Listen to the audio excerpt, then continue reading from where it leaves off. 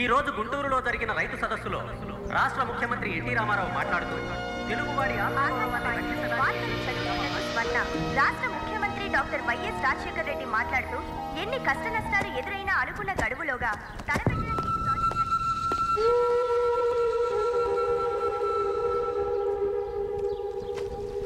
రండి. ఈ ఒక్కరోజు బట్టలు ఉతకండి, కావాలంటే రేపటి నుంచి తోటపల్లకు మారుస్తా. రేయ్, ఆ మూట తీసుకొచ్చి బెటరా.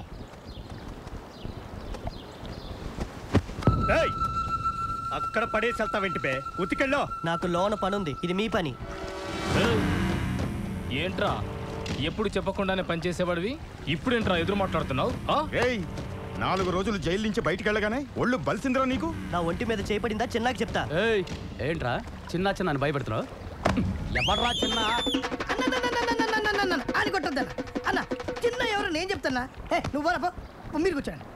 పోండి బే పోండి, కూర్చోండి కూర్చోండి, మీరు కూర్చోండి అన్న. నేను వైజాగ్ జైల్లో ఉన్నప్పుడన్నా ఒకరోజు రాత్రి హ్యాపీగా డ్రీమ్స్లో ఉన్నానన్న. అప్పుడు మీలాగే 4 రౌడీలు నన్ను లాక్కుంటూ వెళ్ళి కిచెన్లో వాళ్ళ పనులు నన్ను చేయమన్నారన్న. నేను చెయ్యను పో అన్న. అంతే అన్న, అటు 2 ఇటు 2 కొట్టి ఇచ్చారన్న.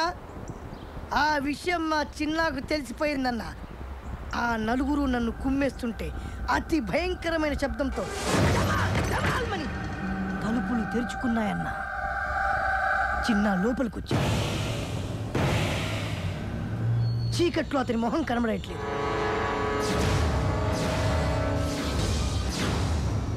కానీ ఆ కళ్ళు నిప్పులు చెలరేగుతుంది. ఆ కళ్ళల్లోకి చూసే ధైర్యం లేక అందరూ గడగడ వణుకుతున్నారు. కానీ ఒక్కడికి ఆ మొహాన్ని చూసే ధైర్యం వచ్చింది.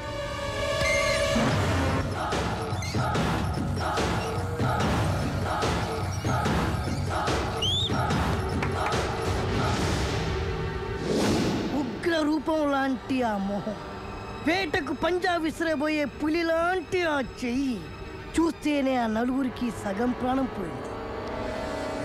ఒకడు మండుతున్న కట్టె తీశాడు, ఒకడు ఇనుప గట్టి తీశాడు, ఒకటి కట్టె తీశాడు, ఒకడు రుబ్బులో రాయి తీశాడు. చిన్న దగ్గర ఏ ఆయుధం లేదు. వాళ్ళు కొట్టడానికి దగ్గరకు వస్తున్నారు. అంతే, ఒకే ఒక్క గిఫ్ట్.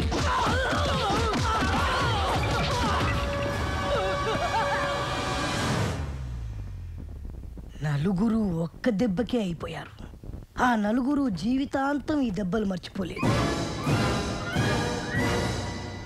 అన్నా, అప్పుడప్పుడు జైలుకి వచ్చిపోతున్న వాళ్ళకే అంతుందంటే బయటకంటే జైల్లోనే ఎక్కువ కాలం గడిపిన మా చిన్నాకి ఎంత ఉండాలన్నా.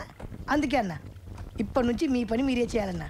అరే, సోపు బ్రష్ పంపించండి రా, తెల్లగా ఉతకండి రా బట్టలు. రే వాడు ఎవడో మనల్ని భయపెట్టేస్తున్నాడు. ఎవరు ఈ చిన్న?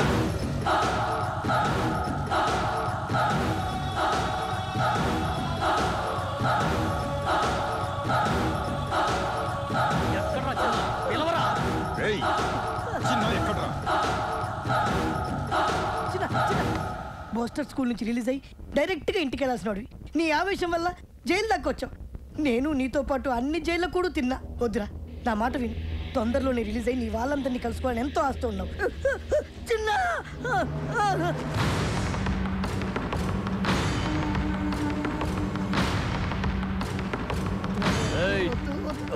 చిన్న అంటేనా ఏంటి పెద్ద పోటుగాడివా? ఏంట్రా చూపు? మేమెవరో తెలుసా? నాయుడన్న మనుషులం. మాతో పెట్టుకోమాక, బాడీని కైమా చేసి కృష్ణా నదిలో పడేస్తాం. ఇంకోసారి నా మీద చేయి పడిందో, నువ్వే చేత్తో కడుక్కుంటావో ఆ చేత్తోనే తినాల్సి వస్తుంది.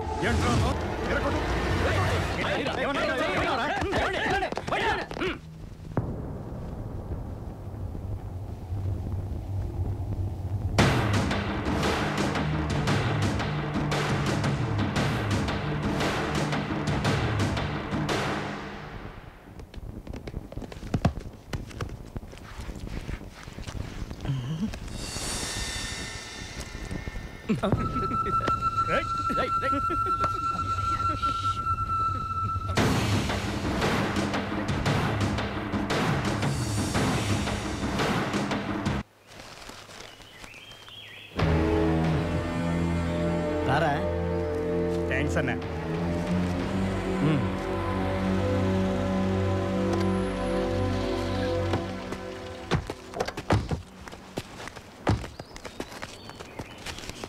అన్నా నమస్తే. రారా బుజ్జి. అన్నా ఈసారి ఎలక్షన్లో కూడా నీ సపోర్ట్ నాకే ఉండాలన్నా. లేదురా, ఈ 5 ఏళ్ళు బాగానే సంపాదించావుగా, చాలే. ఈసారి నా స్నేహితుడు రాంబాబుని ఎమ్మెల్యేగా నిలబెడదాం అనుకుంటున్నా. ఇన్నాళ్ళు పదవిలో ఉండి సడన్గా ఖాళీగా ఉండాలంటే పబ్లిక్లోనూ పార్టీలోనూ కొద్దిగా వీక్ అవుతామేమోనన్నా. ఈ 5 ఏళ్ళు పార్టీలో నాకు కూడా కొద్దిగా ఇమేజ్ పెరిగిందన్నా. ఎలాగోలాగా మేనేజ్ చేసి నేను సీట్ తెచ్చుకోగలను. ఈ బెజవాడలో ఎల్కేజీ సీట్ అయినా ఎమ్మెల్యే సీట్ అయినా అన్న చెప్పిన వాడికైనా విషయం తెలీదా నీకు? గుంటుపల్లి నుంచి గుణదల దాకా, కృష్ణలంక నుంచి పడమట్లంక దాకా అన్న చెప్పిందే జరుగుద్దని తెలుసు. కానీ నాకు సీట్ ఇచ్చేది హైకమాండ్.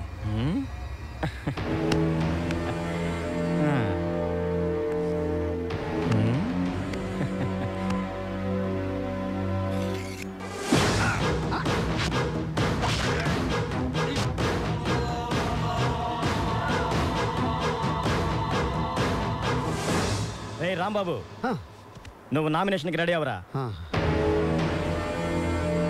చిన్న, నీకు రావాల్సిన డబ్బు ఈ దండ.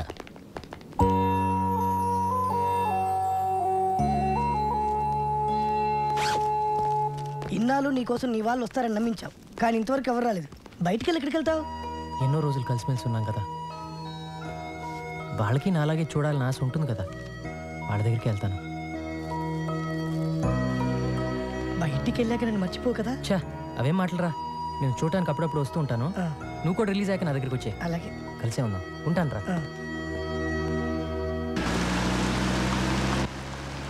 అన్నా, రామబానే ఎంత స్టైల్గా కూర్చున్నాడు చూసావా? లాస్ట్ టైం బుజ్జన్న కూడా నామినేషన్ వేసేటప్పుడు ఇంతకన్నా స్టైల్గా కూర్చున్నాడు. అన్నా, అయితే నేను కూడా పందెం కోడినేనా అన్నా? ఒరే రాంబాబు, ఎందుకురా భయపడతావు? ఈ ఊళ్ళో మనల్ని ఎదిరించే దమ్మెవరకుందిరా? నువ్వు అలాగే చెప్పు. ఎప్పుడో ఎవడో వచ్చి గట్టిగా గోటం వేస్తాడు, దోలు తీరిపోద్దు.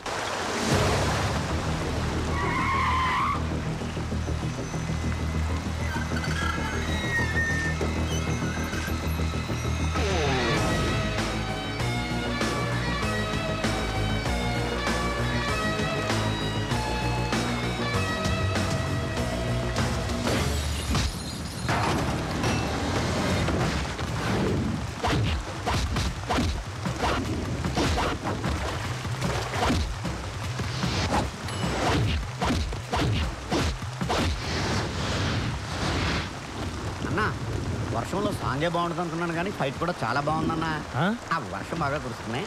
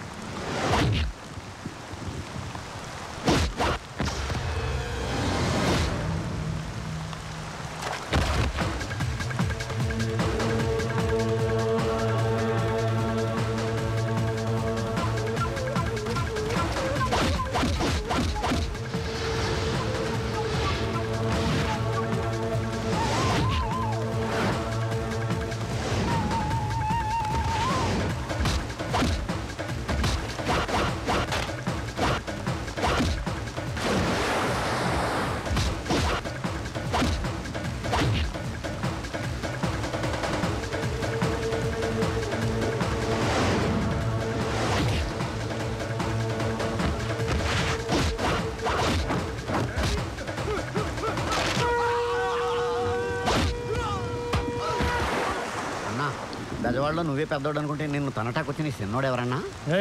వర్షం బాగా కురుస్తున్నాయి.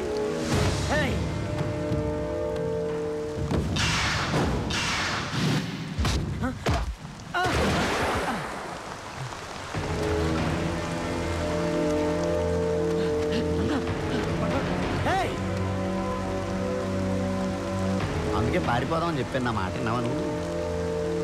ఎవర్రా వాడు?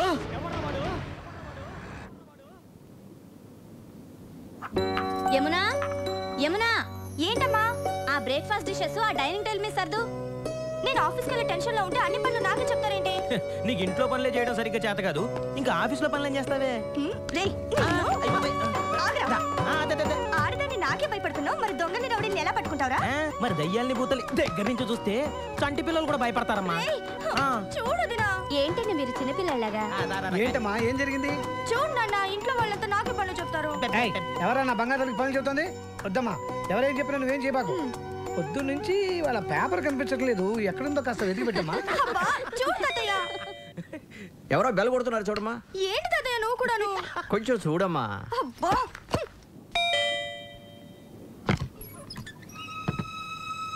ఎవరు కావాలండి? యమునా, ఎవరమ్మా అది? ఎవరమ్మా? నానా జైలు నుంచి నిన్నే రిలీజ్ అయ్యాను నాన్న. ఇక్కడికి ఎందుకు వచ్చావురా?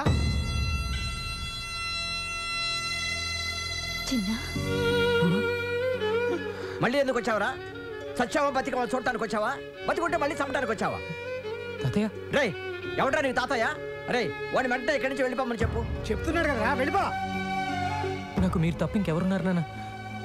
ఇలా పొమ్మంటే ఎక్కడికి వెళ్తాను? ఎక్కడికి వెళ్ళాలన్నదే కదా నీ సమస్య. రా.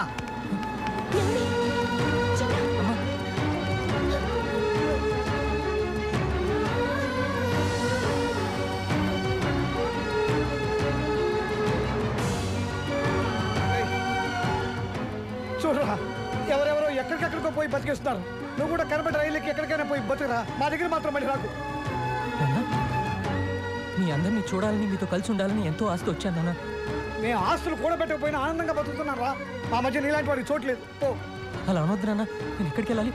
మిమ్మల్ని విడిచిపెట్టి నేను ఉండలేదు నాన్న. రేయ్, జరిగిన దారుణాన్ని మర్చిపోయి ఇప్పుడే మామూలు మనుషులు అవుతున్నావు. నిజంగా నీకు మా మీద ఎలాంటి ప్రేమ ఆప్యాయతలు ఉన్నా జీవితంలో మళ్ళీ నీ మొహం మాకు చూపించకు.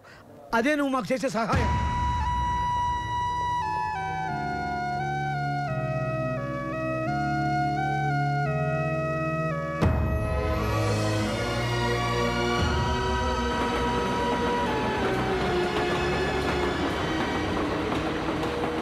నీ గురించి తెలిసిన వాళ్ళు ఎప్పుడు కొడతావో ఎప్పుడు తిడతావో తెలియక తెలియని వాళ్ళు కూడా తెలుసుకొని రానంటున్నారు బాబు.